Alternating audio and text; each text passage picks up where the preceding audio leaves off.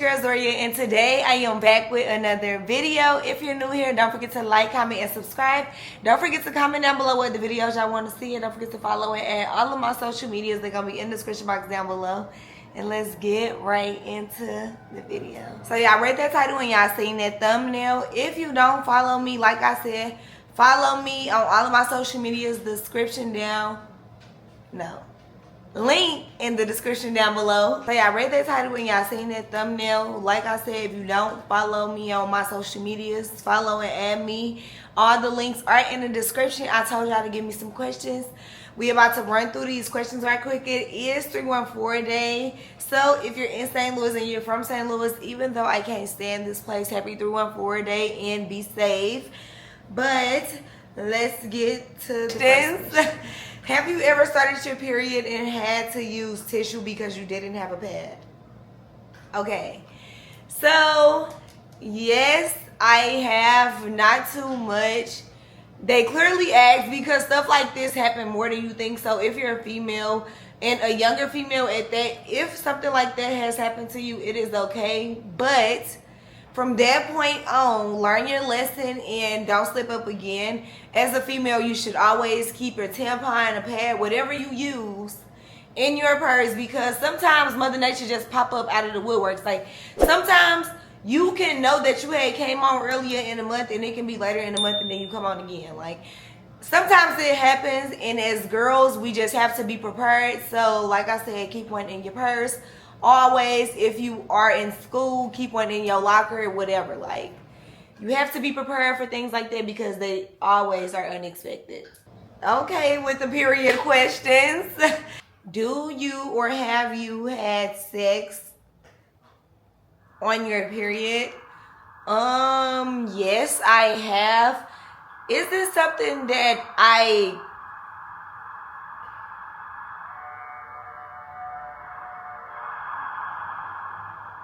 stand downtown? I literally stay right by the fire station. That shit is annoying. But back to the question. Yes, I have, but is it something that I would like to do? No, I don't care to have period sex, but I will say, for the most part, I feel like during that time of the month is when you're most horniest. So I mean, if it happens, it happens. Put a towel down, you will be okay. You're literally not gonna die. Take a shower after. It will be okay. Literally. But I mean, to each his own. Me personally, sometimes, but it's not something that I care to do.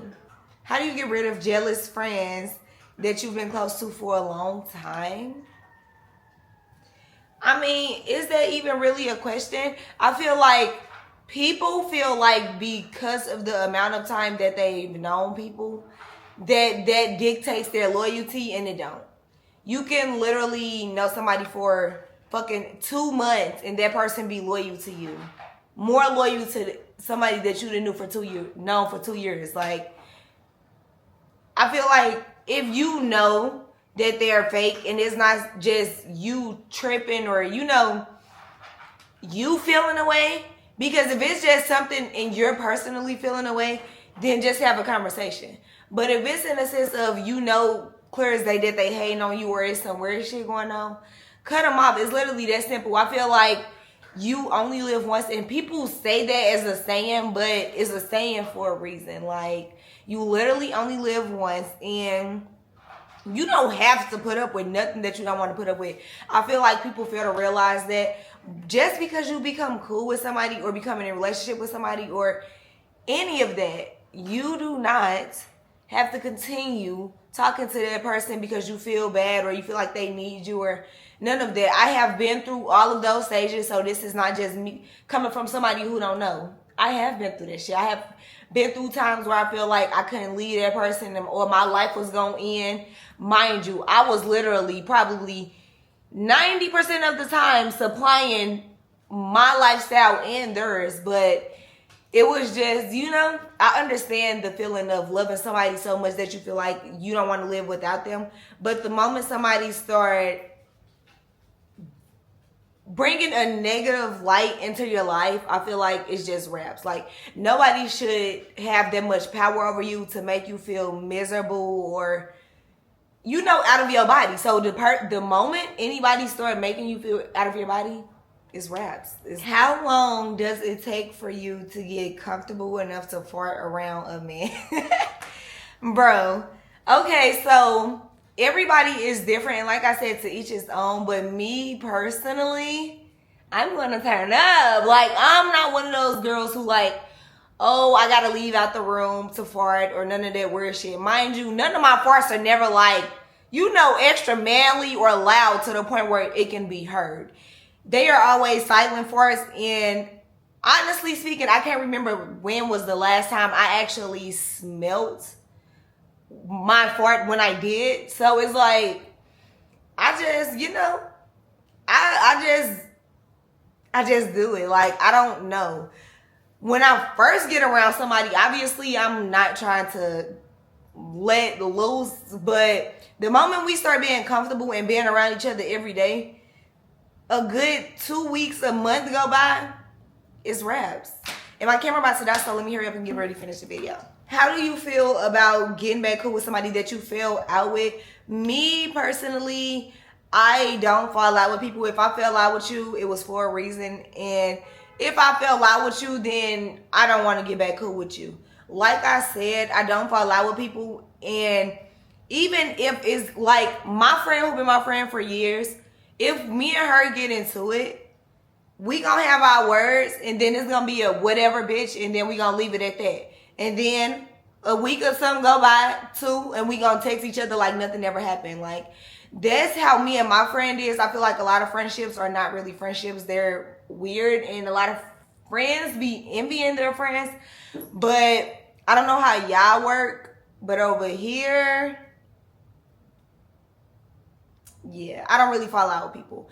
But to answer your question, how do you feel about getting back cool with somebody that you fell out with?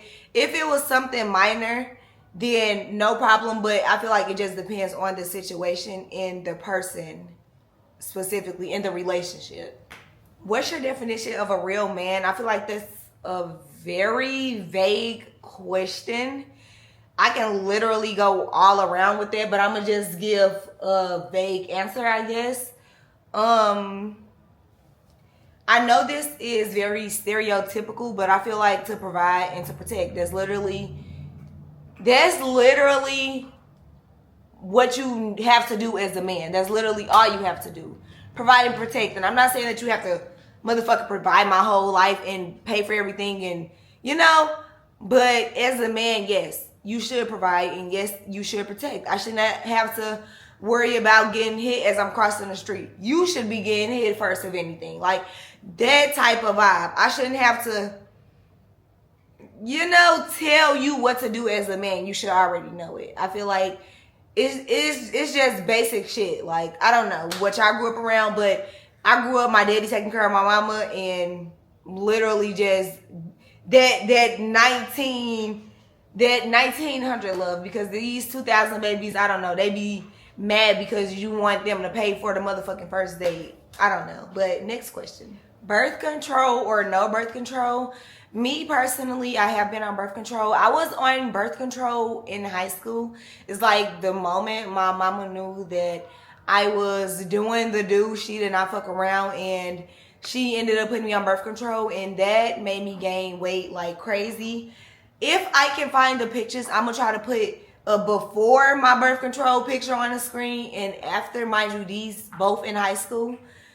Birth control made me gain weight like crazy, and it's something that I would never do. Plus, if you want to have kids in the future, it's not really good because it can affect your chances of, you know, having kids. It can fuck with your fertility. So if you want to have kids, I suggest you not. And if you don't want to gain weight, I suggest you not either. Mind you, I had the 3-year implant in my arm. How would you tell your friends that? How would you tell your friend that she stinks? I don't know. And mind you, it's a girl that I used to be around. She was more of like family friend than my friend, but we became cool.